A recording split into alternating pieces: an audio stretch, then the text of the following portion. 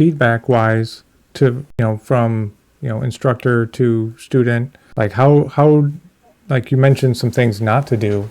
Like, do you have any kind of framework as far as, I do the compliment sandwich, like, you were amazing on this, but this part you could work on, but I just want to tell you how awesome your hair is. Like, I guess, how do you accomplish this? Do you just go through the march sequence? You do through the time, like, hey, work on this. This is the real aspect we need to focus on. Yeah. So one, feedback needs to be immediate. And it needs, again, I keep saying the same thing. It needs to be action focused. So what I mean by that in terms of feedback, though, is there needs to be a purpose to why you're bringing it up, and there needs to be a solution to that problem right now, whether through demonstration or explaining the right way to do it, and then demonstration, something like that.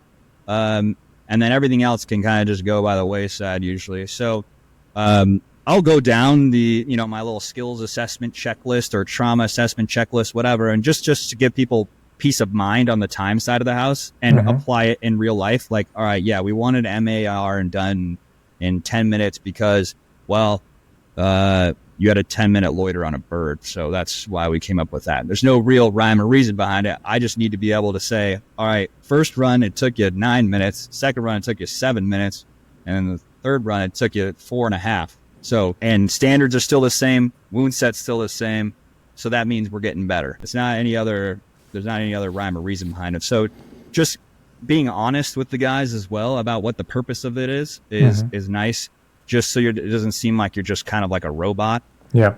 And then I don't really agree with like the kind of, it's not bad in refresher the way that goes about. It's just round robin techniques don't typically work super well, especially with a hodgepodge group of individuals in terms of AAR. So really just kind of normal stuff, normal approach, like what was supposed to happen. We know it was supposed to happen because I demonstrated it beforehand, from point of injury to putting them in the next echelon of care, whether that be a bird, boat, or truck that picked them up.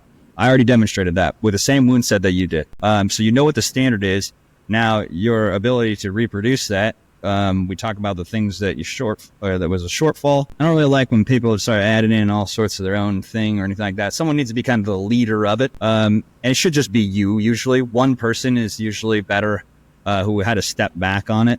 Then like everyone gets to say their 2 words or 2 cents on it. Like, yeah, well, I probably wouldn't have done ketamine because it's like, and then people have an argument about that. And, so again, action focus, give them a solution instantly, the right way to do it if necessary.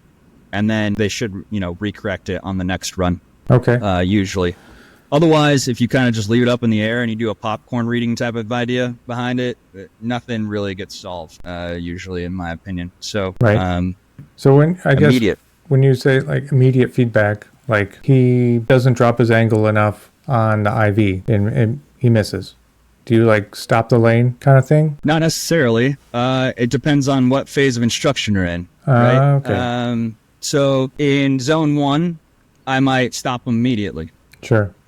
In zone 2, he's already done that multiple times. Perfect practice, because that's how we approach zone 1. So in zone 2, now we've kind of applied it into a mock tactical scenario, and he makes that mistake. Oftentimes, I'm just going to let him do it. Yep. But it really depends on the individual too. Like sometimes if they're just struggling prior to, and it keeps being a problem, we've demonstrated it, we've gone through it again in the AAR, and you're still seeing the same issues. It's like, maybe it just takes a little bump, like, hey, think about what you're doing. Yep. I don't have to give them the answer, just give them like a little bump in the right direction. Yeah. And that's all that is.